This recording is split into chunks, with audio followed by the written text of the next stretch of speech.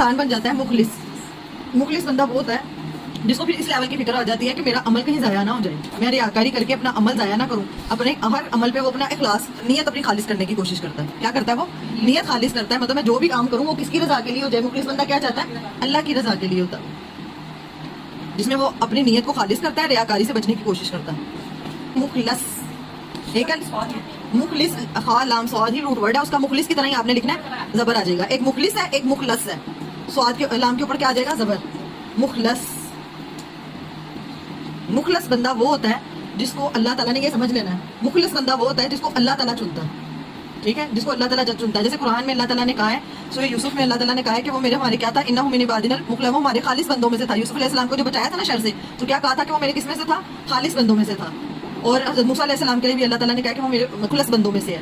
اچھا, جب شیطان نے کہا تھا کہ میں انسانوں کو کیا کروں گا, کہ میں انسانوں کو گمراہ کروں گا, الا عبادک المخلصین, سوائے تیرے مخلص بندے. مخلص بندہ وہ ہوتا ہے جس کا خود کا نہیں ہوتا, جس کو کون چنتا ہے؟ اللہ تعالیٰ چنتے ہیں اس کو. یہ جتنے لیول ہے نا, مسلمان, مومن, متقی, مخلص, ان چاروں تک جو ہے نا وہ شیطان اٹیک کر لیتا ہے. شیطان کا حملہ ان پہ بڑا زور آور ہوتا ہے. لیکن جو مخلص بندہ ہوتا ہے نا, جس کو اللہ نے چنا ہوتا ہے, جیسے حضرت یوسف کو صورت میں لانے کی کوشش کی تھی نا, تو انہوں نے کہا کہ اگر میں بھی کر لیتا, اگر میں اللہ کا برہان نہ دیکھتا, اگر میں یہ نہ دیکھتا, تو اللہ تعالیٰ کے مخلص بندوں میں سے تھا.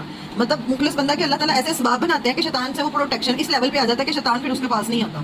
اس کو پتا ہے کہ اس کو کنٹرول کرنا بہت مشکل ہے, بہت فورس چاہیے. ٹھیک ہے, مخلص اور مخلص میں فرق پتا چل گیا. صرف زیر زبر کا فرق ہے اور کتنا معنی بدل جاتا ہے. اور ہم کہتے ہیں صرف زیر زبر کا ہی تو فرق ہے, حالانکہ صرف زیر زبر کا فرق ہے اور کتنا معنی بدل. اس سے اگلا بھی ایک لیول ہے, وہ ہے جیسے ہم اخترتک, اخت سے مخلص ہے نا, وہی لیول ہے یہ بھی. اس میں صرف تھوڑا سی چینجنگ ہوتی ہے. یہ وہ ہوتا ہے کہ اللہ تعالیٰ اس بندے کو چنتا ہے, ٹھیک ہے, لیکن اسے بڑا کام لیتا ہے.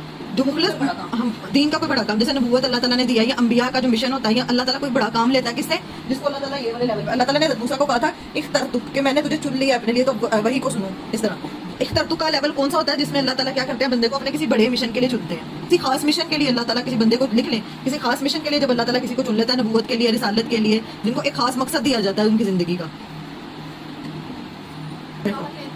آیت نمبر 13 میں بارک اللہ.